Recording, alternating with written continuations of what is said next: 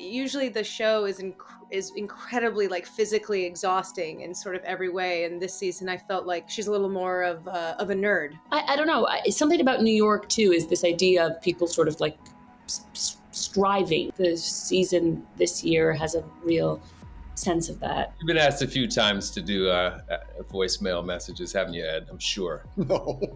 No? That's a shame. It's going to end right now. We're all getting Ed Harris voicemails after this. So where we find Clementine this season is in Mexico, basically. She's been away for 7 years, living a very peaceful life, an idyllic life.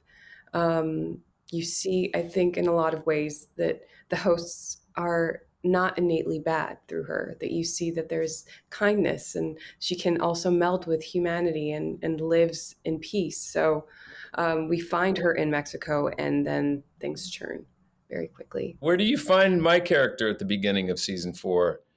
Can I even say this? I don't know. It's a tricky one with me because I've been gone. Teddy said goodbye at the end of the season 2, and he was not in season 3. And perhaps we might see him come back in some shape or form in season 4. Let's carry on. I'm going to remain a little mysterious about where you find me in the first episode, if you find me at all. How's that?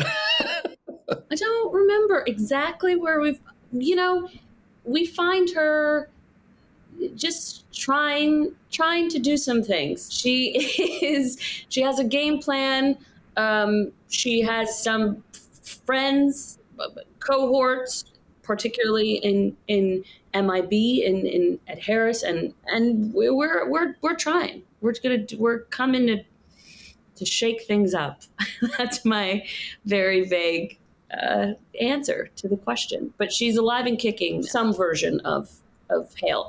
Evan, you could help me with this because I've been struggling to figure out if I used to be Halloris, what am I now? Like this new... You are still a version of Dolores, but since you merged with Hale, it's sort of morphed into its own path, I think. Would it be a Chaloris? Yeah, I think it would still be a Halloris. Yeah. It's like a Hale 2.0. It's like that she's gone all the way back to Hale, I don't know. She tried. Anyways, you find like me Hale with the processing power of Dolores. Yeah, which is terrifying. It is actually, yeah. This is a story about a girl. Every single day she wakes up, the more she sees it, but nobody else can. That there's something wrong with the world. And that it's her fault. And what is this girl's name? Every season, I feel like I'm sort of playing a different character, even if it's a different version of the same character. It's like she's like a die. She has so many different sides. So first season was Dolores, and then there was Wyatt, and then there was the duality of her and Hale in the third season, and now fourth season, she's a completely different character, and she's much more human this season. So it was fun for me. I think most people come onto the show and are thinking, oh, I wish I was a host. And I think for me, like the treat was actually getting to be vulnerable and to be somewhat human in season 4. When I became a host, I definitely finally felt like I was on the show. Not as if I wasn't on the show, and then also I was talking about this the other day. I'm trying to remember the first time that I ever said, bring yourself back online, like getting to say that. It took me a while, but I was like, oh, I'm really on Westworld now. Like any of that sort of like host terminology, I felt as both like a fan of the show, it was sort of surreal to then get to do that. But Evan, I miss the moments when I felt like I would get to send you like my scenes and have you send me back voice memos. Yeah, I remember that. How'd you do that anyways this season? What do you think this would be like?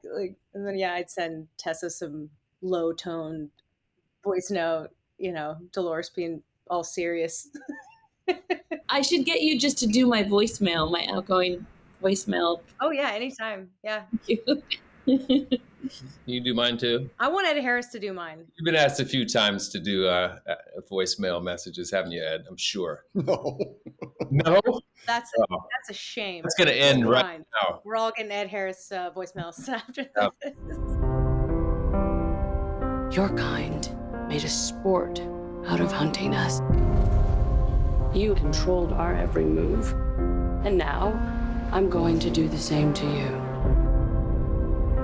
It's time to evolve into the species that we were meant to become.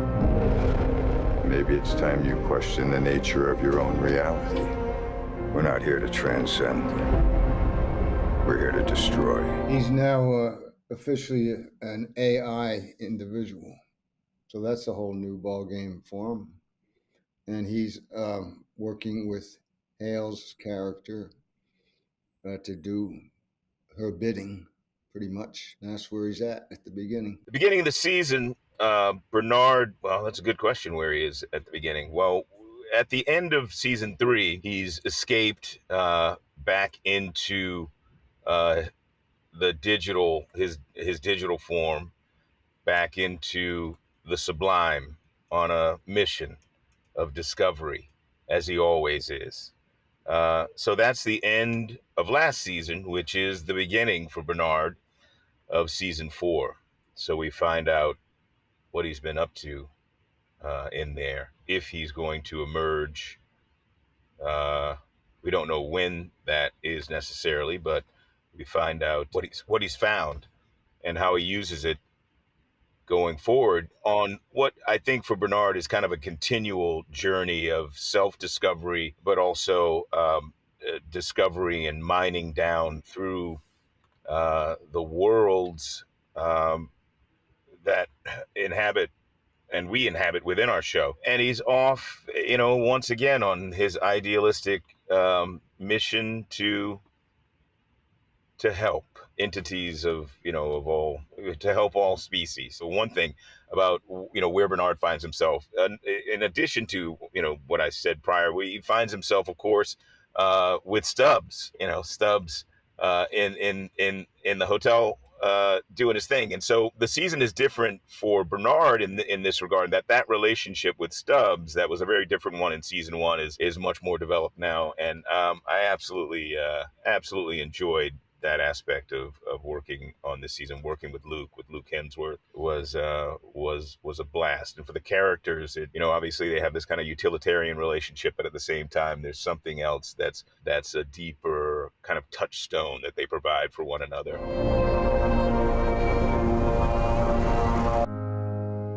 Do you think you can save them? I've seen a path.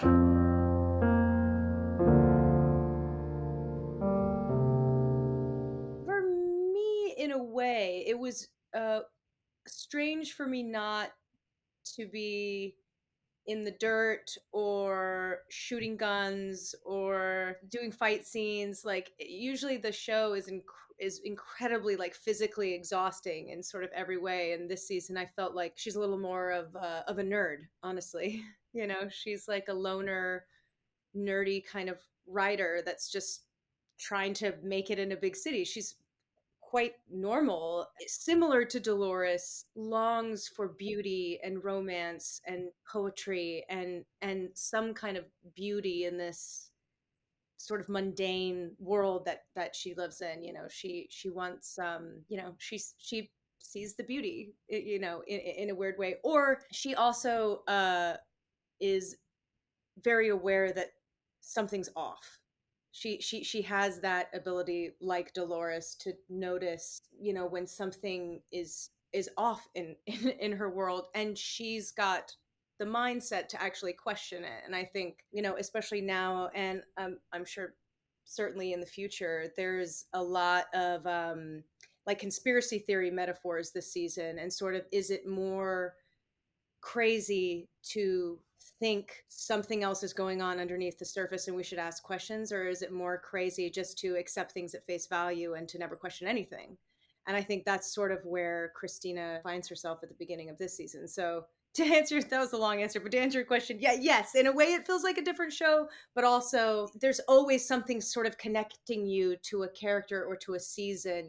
There's such a beautiful through line throughout all the seasons, even though they're so different. So yeah, felt like a different character, but maybe same show. I think that the show is it's different in many respects. Obviously, it has characters have shifted, worlds have been included that perhaps we haven't seen before.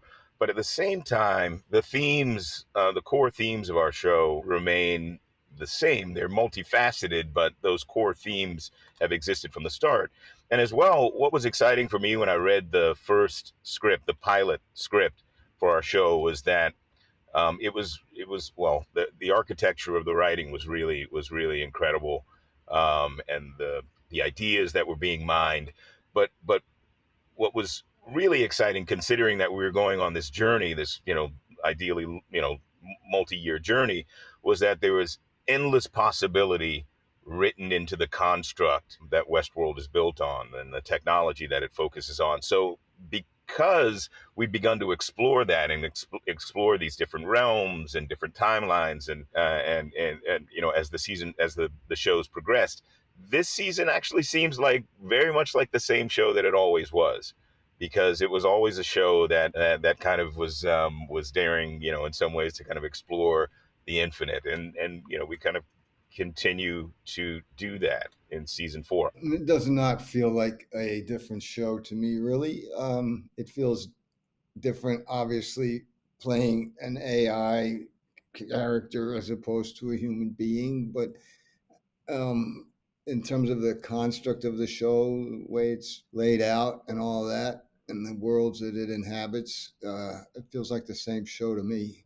I mean, I actually found, I think, season 3 to be very complex and difficult to totally understand. And I think season 4 is a little less complex on some level. It seems to be a little more straightforward in terms of what's happening and who's doing what when. I think, anyway, it felt that way to me.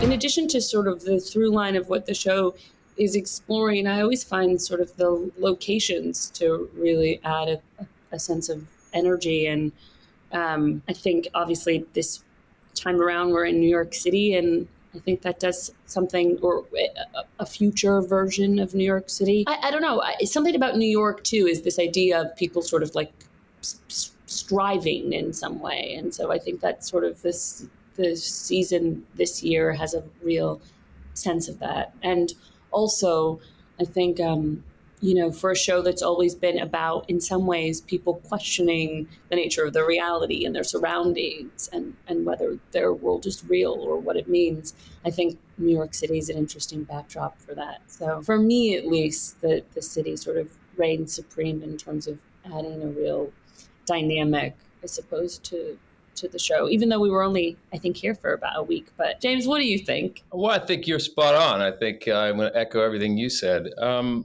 Each season to me feels like it is, like Ed said, it's the same show, and the themes that are being explored remain the same. If in fact we may have a different park, a different setting, a different backdrop, like Tessa said, and this is a lot in sort of a New York, sort of futuristic New York. But the themes of, exploring human urges of violence and things like that are going to continue. And in this season, maybe we just, we explore what the world looks like after Dolores set the humans and the hosts free. And are they going to cooperate, or are they going to vie for control? And what happens if they vie for control? And will the hosts inherit these urges of violence and things like that? And some of just the basic themes that we continue to explore on this show, and definitely in season 4 we ask a lot of those questions. I think, what happens next? Where do we go from here? Do we survive? Do humans survive? Do hosts survive? What's next? I love both of what Tessa and James said, but I think it kind of connects to what Ed was saying about how it's very much what you were saying, James, about how the themes continue. The themes continue. I think, Jeffrey, you mentioned that the themes that we're exploring kind of continue into the new season. I think when I approach Clementine, personally, I always look at all of the different things that are happening with all the other characters going, oh, if this is what we're exploring, this is what's happening. That informs the few moments that I get to kind of play. And I think there is a big theme, I think, this season is freedom. This idea of freedom, is it true freedom? And what comes with that, the choices that we make. So I find it always reflects back to season 1 for me. This idea that we live in a loop all the time. Are we living the same life, or are we making different choices? I think it's a different backdrop personally, just like Tessa said. But the story kind of continues. It's the same show.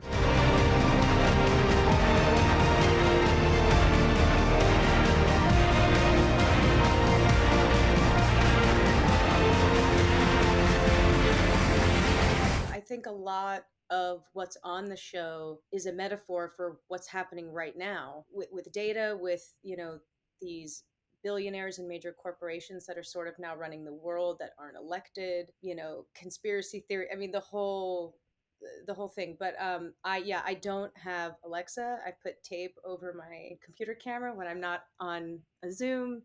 And social media, I think I just posted something today, because honestly I can't do it anymore. I can't, because all of a sudden it's turned into suggestions. There's a lot of suggestions on social media now. I can't even see the people I follow, and I just feel like I'm being brainwashed constantly and being fed information, sort of told what I should be clicking on and what I should care about and what's the hot topic and what should I advocate for. And it's like, wait a minute, where do I, end, and where does social media begin at this point? And am I into the things I'm into because I genuinely am, or is it because they were just downloaded into my brain? And that is 100% Westworld's fault. So I look at it all differently now. Yeah, that's the show. I mean, it's the AI impulse versus the human impulse. I mean, our show's a documentary, really. And in a few years from now, even just like from the pilot, there's things that make more sense from the first season than they did when we shot it for most people. If you go back and watch it, it makes more sense.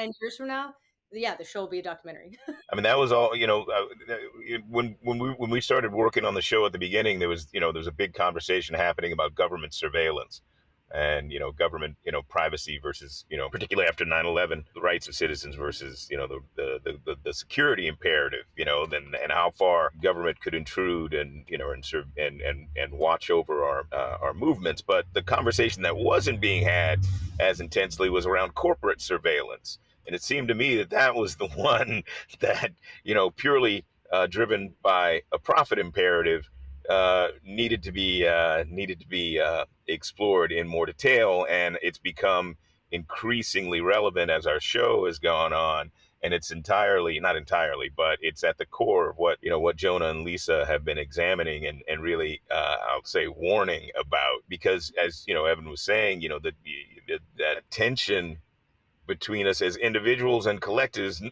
to understand whether we're acting on our own impulses or whether we're being, our strings are being pulled. And our strings are being pulled in some weird ways right now. And it's purely designed to make money, to distill, and to not only to make money for certain entities and individuals, but to distill, extract money from sources from the middle class, from retail, from all of these various areas, and distill it down into the hands of a few. And with that money comes control. So it's definitely intensified my awareness of some of the weird forces that are acting on us right now, all of us around the world, because of this technology. Westworld is a documentary and a cautionary, and a cautionary tale. It reminded me when you were talking about them knowing what to promote, all of this like different, what should I advocate for? What should I buy? It just reminded me of season 1. We had this discussion with Jonah and Lisa about how even if we're asleep, we're always learning. So we are always hearing, we're always taking in information that's being given to us. What we observe, we can also imitate. So it's literally what's happening in the world. That is literally what's happening. It's taking in all of the information. When your phone is off, can it hear you? Yes, it can. And then all of a sudden the thing that you were talking about appears on your Instagram feed. Because we were just wrestling with the idea in season 1. We were just going, okay, they're constantly learning new things. So if I go episode 2 with, let's say, Clementine, or 3, what does she learn that makes her more human? So it's kind of scary. I stopped liking things on social media. I'll look at it, but I'm like, I'm not going to download my consciousness onto this platform, because why do you need to know what everybody likes unless you're using it for control? Yeah, but all those guys, all those big oligarchical guys, they can be trusted though, Evan. Don't worry about it. Except I mean, I don't like things either, Evan, but it's not savvy as you. It's just because I'm lazy and I just don't click. I'm very voyeuristic on social media, and I like to just look at everything, but I forget to like things. But then I think because some of those habits, it's like a new way that we communicate, right? So I've had people in my life that actually feel quite sensitive about if I didn't like, a milestone in life, for example, right? And because it's sort of changed, it's changed the way that we communicate culturally. And so I think sometimes for me, I feel like I'm inclined to live under a rock. I'd like to have a real healthy relationship and certainly be savvier as you are about safety and protecting my safety. But it's also really hard to know how to understand how to engage in the modern world. And I think also to our impulses, sometimes, I feel like the phone listening to you, for example, or when you're looking through an ad, you'll be like looking at a pair of shoes, and then suddenly the thing is there. I have to kick myself because a couple times that's happened and I go, well, that's handy because I couldn't find the site again. And so I also think if you begin to exist in the world in such a way that you are interested in all of the other things that exist inside of capitalist systems, which is convenience. It's convenience. Yeah, that's how they get you.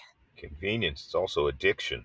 It's convenience. It's designed to be addictive. It's convenience. And it's like you said, it's like when the world goes in one direction and you feel like you're being left behind, or you feel like, well, I've got it. Like old technology won't even work anymore. It's like, old phones or old computers, but you have to update to be able to stay relevant.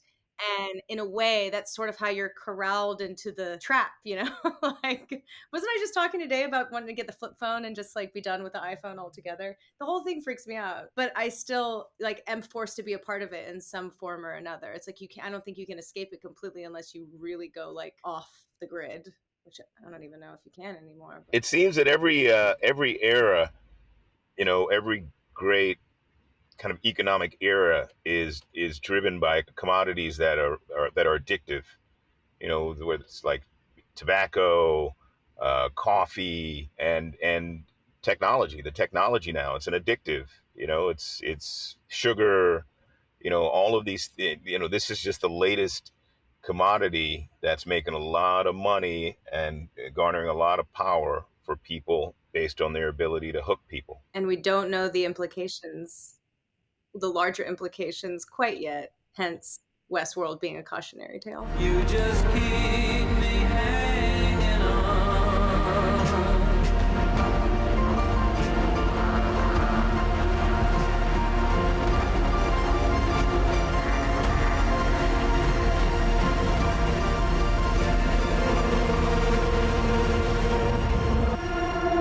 You're going to reap just what you sow. I don't deal with social media at all, and I probably am becoming irrelevant, but that's okay with me. The one truth is that, I think is that the technology is far surpassing our species' ability to deal with it wisely and without allowing and without causing harm. I mean, as much as it's a good thing, it also allows people to really spread hate and viciousness and intolerance and whatever. So I have real mixed feelings, and being part of this show just makes me more aware of how behind the times I am. And I think I'm going to stay that way. Behind the times is where it's at. I do like the filters, though. I have a lot of fun with the filters.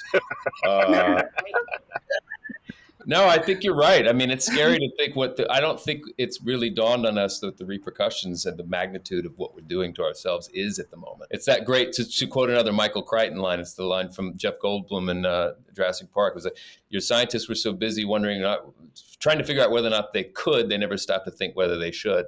I don't think we fully realize the repercussions of everything at the moment. We're too kind of, like Jeffrey said, kind of sucked in and addicted to it all. But yeah, I think sometimes I'm like, with the speed of technology, it feels like to me, like I'm okay to get off the ride here. And I still want a little knob on my volume knob in my car, and the same one for the air conditioning. I don't want a touch screen.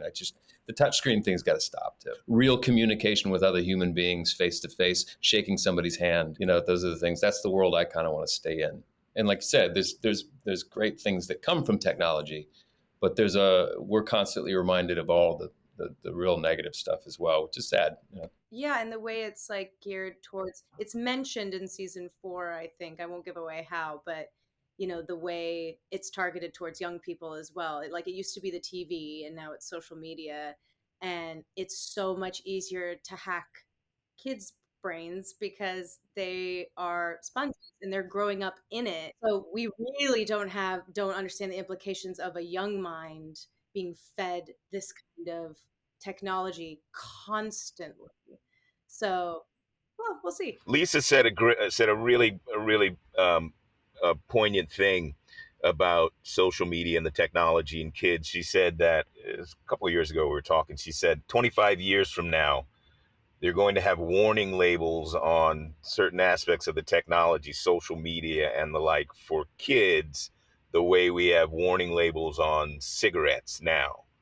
That the damage will be that profound. Does it ever stop? I mean, at some point we can't hit the brakes, right? Technology is it's always gonna continue. I think it's entropy at this point. It's like you can't get the toothpaste back in the bottle. And every generation is different, right? You said TV and rock and roll and all these, but now the curve is like this, and it just becomes more and more accelerated. The changes. It's loose. That's our commentary on our show. Is talking about all of that.